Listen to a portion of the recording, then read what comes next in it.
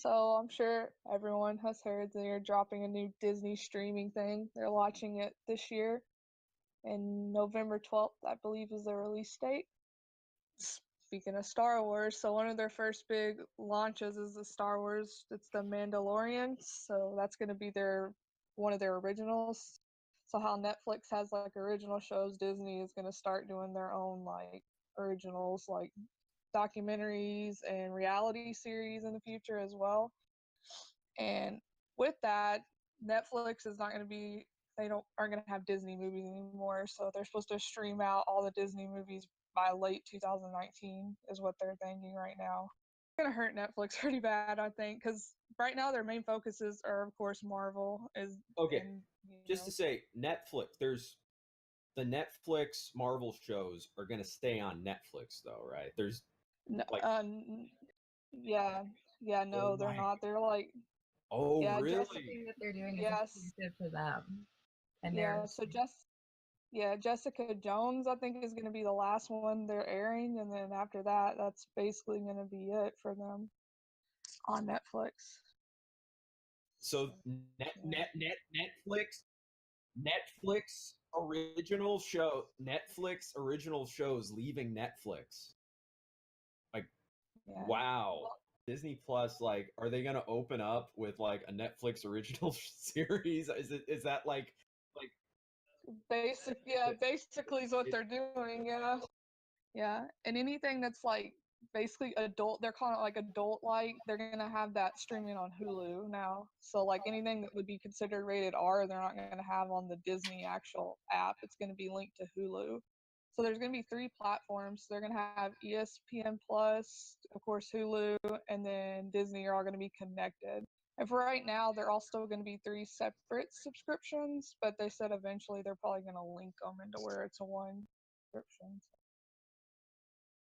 Yeah. one for all. Nope. It's pretty crazy. I think Marvel and Star Wars are their like main focuses as far as I can like tell so far.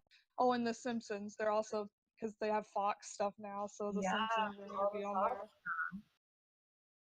Yep. Pretty crazy. So Disney, I mean, they have a big year because right after that launches, I think Frozen 2 comes out, and then of course the new Star Wars is also coming out in 2019. So they have a lot of stuff coming out this year. you know, I cut the cable last year, and one of the biggest things that I started getting into was Hulu Plus, or just the Hulu service where you don't have to see any commercials.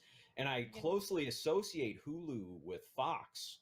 So it's like everything that's on a lot of there's a big focus on Fox programming on Hulu. I even remember Seth MacFarlane used to do Hulu commercials maybe like 5 years ago.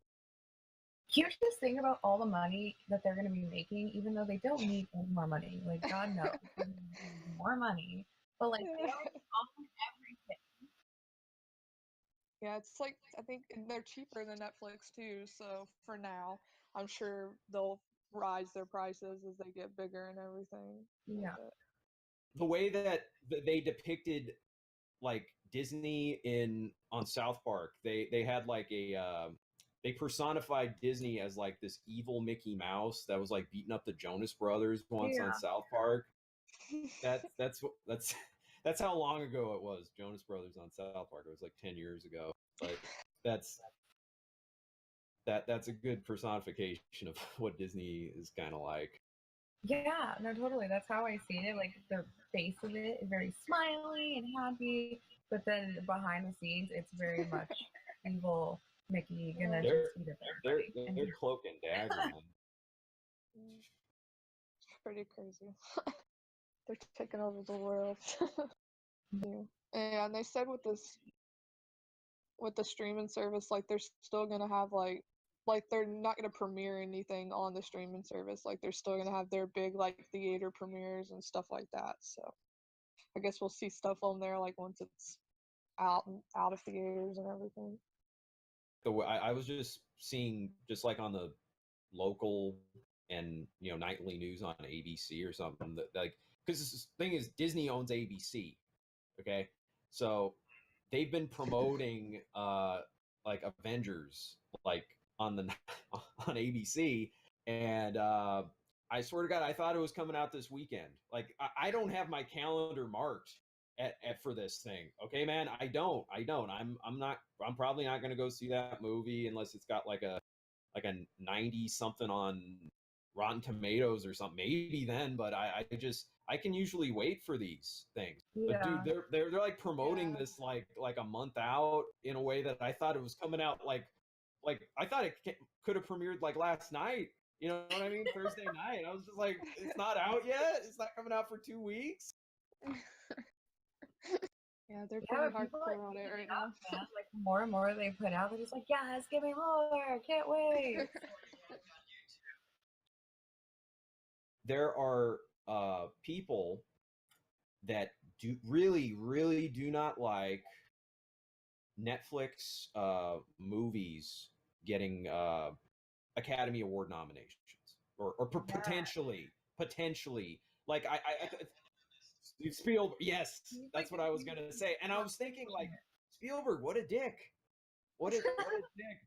That's just what I'm We thinking don't about. like you. What happened? I mean, like the success of Netflix movies, it's bad for the movie going business. It's bad for that, but it's, I don't know, like in some ways it is all about money. What motivates everybody to do a lot of things, it's all about money, but it I if a movie is released on Netflix, that shouldn't disqualify it for any award. It's still a movie. It's still like all in one. I won't call it episode, but yeah, if it just has like a the same 2 hour runtime or whatever it is, and it's not segmented. I mean, that's a movie. I'm trying to think. A couple years ago, I never saw it. It was a movie called Beasts of No Nation. I think that was like maybe like the first Netflix movie that was getting like Golden Globes and Academy Award nominations. So yes, Spielberg's a dick. It's all just Moving on. Hollywood politics, and Netflix is just like, fuck you guys. Well, everyone's really supportive of Netflix being able to potentially win those awards. And actually, the Department of Justice sent a warning to the Oscars. They sent them a letter that said that they shouldn't do that due to laws under the Sherman Act that prohibits anti-competitive agreements among competitors. Because initially, that's kind of what it is. Like, it's still a movie, but they're just like, well, we don't want that streaming new age technology stuff, and they can't do that.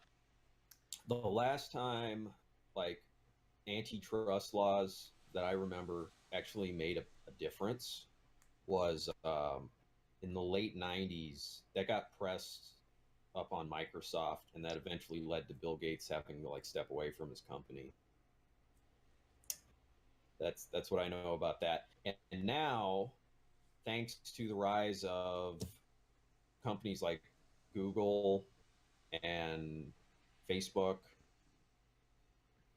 a lot of things that Microsoft could have like totally had a monopoly on, which they still kind of do. They do have on like computer operating systems. Dude, maybe you guys don't know this, but Microsoft like gives away their operating system now. Like you can install Windows 10 for free, and you'll just have a watermark in the bottom of your screen that says activate Windows, and it's kind of like a mark of shame. Shame, a ding ding ding, shame. Yeah. And it's and I have some theories on why they did this, why Microsoft did that. And I think part of it might have to do with, there was came from Google, Chromebooks. People getting Chromebooks that has like a built-in operating. People can, even now, I haven't really looked into Chromebooks in a while, but when they came out on the scene back in like 2015, They were shit. 2016. Well, yeah, but they were still good. Look, I've been out of school for a while, but I'm pretty sure that if there was going to be like a school like distributing laptops to students in some way, it'd probably be a Chromebook. That's what they were marketing towards in the first place. And they failed utterly because everybody still gives you an Apple MacBook. So Really? Unfortunately, fortunately, depending on your look at it, how you look at it. Wouldn't those be like 4 times more expensive? Most I've seen them in high schools. I've seen them like they're part of the entrance packages for some classes even. Like if you're Yeah, going like into programming or something like that. Okay, so just to say, I think Microsoft just decided, okay, let's just give away our operating system. I think it had to do with Chrome OS and Chromebooks, and also, no, I thought Steam machines were going to be a thing. That didn't happen. All right, we're getting off track. Anyway. Okay. I just think the threat of like Steam OS. Okay, we're just talking about antitrust, and the last time it really came into that the government actually did something about that, it was Microsoft in the late '90s because they had too much of a grip on stuff. They still kind of do. Well, not. It's been distributed more to. I think people are looking at Amazon and Google more than Microsoft. Microsoft's hanging back. Yeah, I would agree. I'm going to give you a brief history on the theater that Amazon is purchasing. The Egyptian Theater was first opened in 1922 by Sid Grauman. Sorry if I butchered the name. On Hollywood Boulevard, just east of McCaden Place. The facility has an ornate style evoking ancient Egypt with an open-air courtyard. The stage is flanked by curved columns and models of the Sphinx. The Egyptian launched with the premiere of Robin Hood, starring Douglas Fairbanks, Wallace Beery, a couple others. The facility was later closed in 1992, and the American Cinematique purchased the Egyptian from the city for $1 with the provision, yes, for $1 in 1992. With the provision that this historical landmark would be restored to its original grandeur and reopened as a movie theater showcasing the organization's celebrated public programming, which Cinematique is basically they show classic films and stuff like that. What do these? It was reopened in 1998 after Cinematique completed a $12.8 million renovation. Bought it for $1, sunk almost $13 million into it. Moving on to the other Netflix news is Netflix is going in print. So weird. It is weird. Weird. It's basically their bid to get attention for their shows and movies for award season. No. Are we talking like for the Emmys and stuff? National Enquirer, like in the checkout aisle at the supermarket print, or just a website like with articles and stuff like print? It's a magazine basically to highlight their shows and movies and talk about. If it's just massively produced, like, and in the market, just waiting, because who picks those up anymore? I don't know. But maybe if it's something like a subscription service, and they'll send it to you like a physical copy. But I don't know. No idea. It says, okay, here we go. Netflix is planning its first magazine, but you won't find it on the newsstand. The world's largest online TV network. I'm echoing from somewhere. Echo. No? Alright. The world's largest online TV network plans to publish a journal titled Wide, which is, I agree, that is a terrible name, to promote its programs and stars ahead of this year's Emmys. The 100-plus page inaugural issue will include interviews, essays, and features about and by people who work on Netflix series,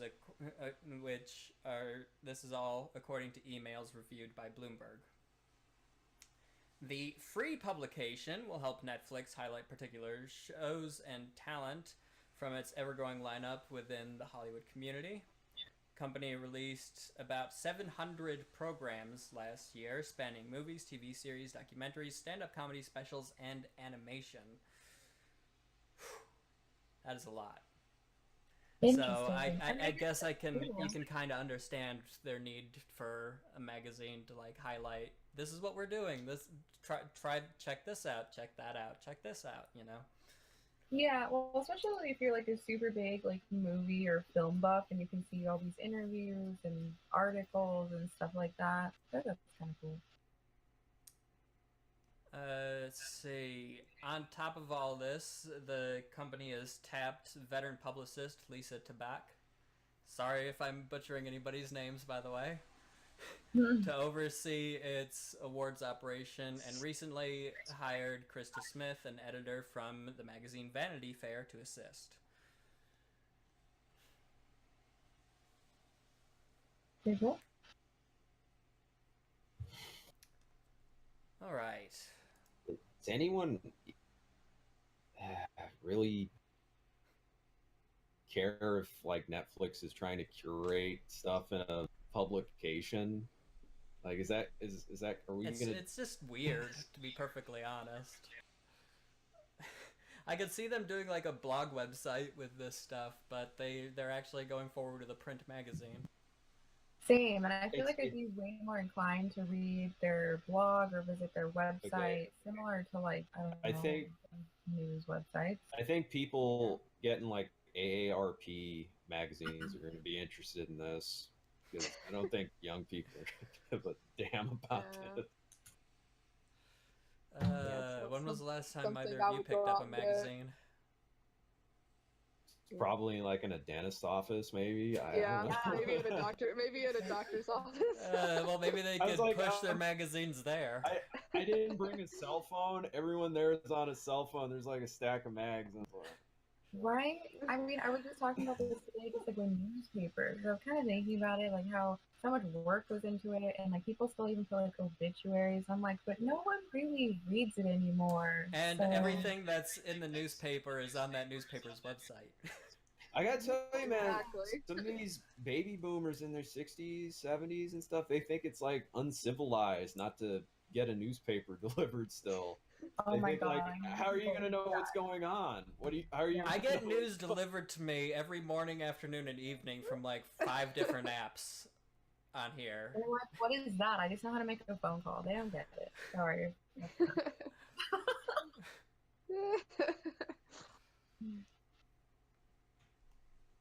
Old people. Oh, good old people.